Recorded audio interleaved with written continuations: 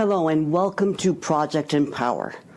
What we are trying to do here with these videos is trying to explain difficult concepts, especially when you're talking about your loved ones in the intensive care unit. The intensive care unit can be a very scary place for a lot of families who have unanswered questions about the various different diseases and the different equipment in the ICU. I'm Dr. Imran Ali, and I'm a fellow in palliative care, supportive care here at the James J. Peters, Bronx, VA. And these videos are designed to help you better understand exactly what kind of care your loved one is receiving in the intensive care unit.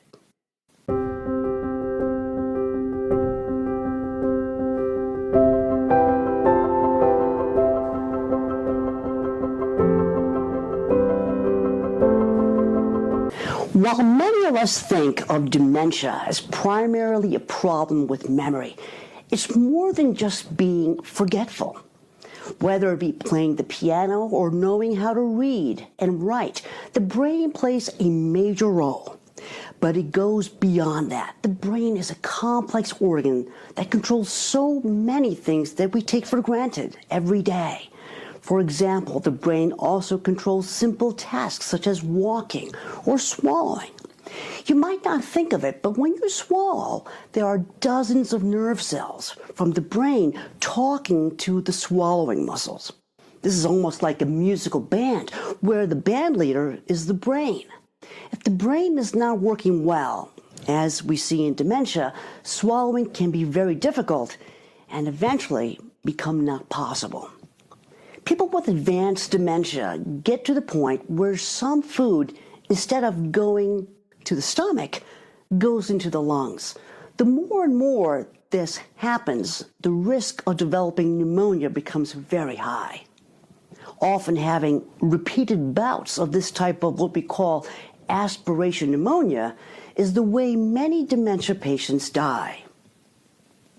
You may have heard of a feeding tube or a percutaneous endoscopic gastrostomy tube or a PEG. It can be inserted by a short procedure.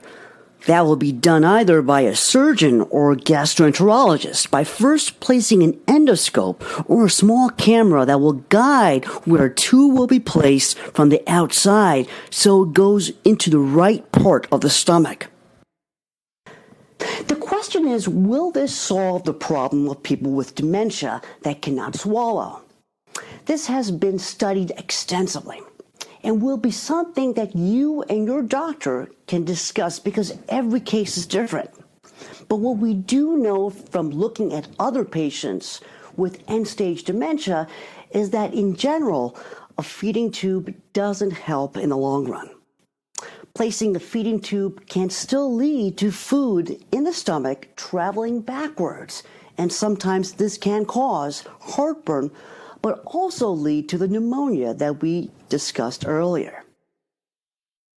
Another reason why many families do not choose to put a feeding tube is because when it is used for a very long time, there is a risk of it coming out and sometimes even causing infection.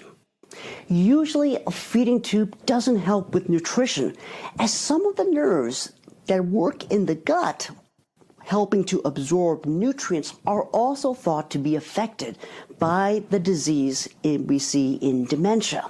You see, dementia is a neurodegenerative disease, so it affects the nerves in the brain, but also nerves in the gut. And as part of the disease process, research has shown that the enteric gut, or the nervous system in the gut, is also affected. Therefore, putting in a feeding tube, you may not be able to still maintain that nutritional uptake that you need to maintain life. And that's why a PEG may not be always ideal, because it may cause more burden than providing any significant benefit.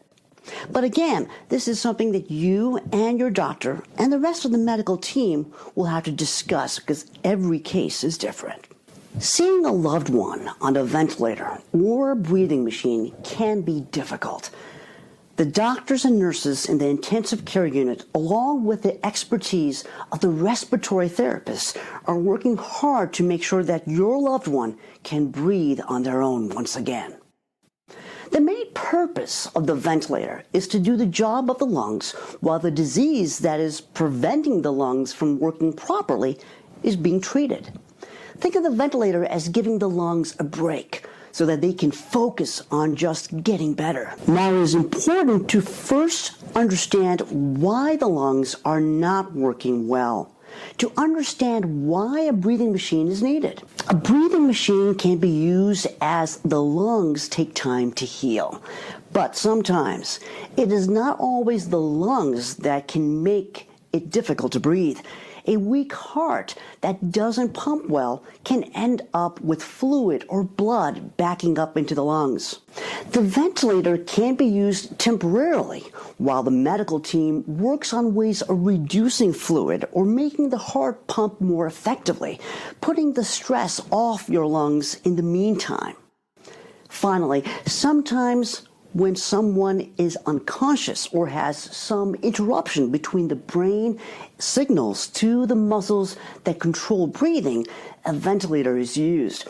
This could be after some bleeding in the brain or other brain trauma.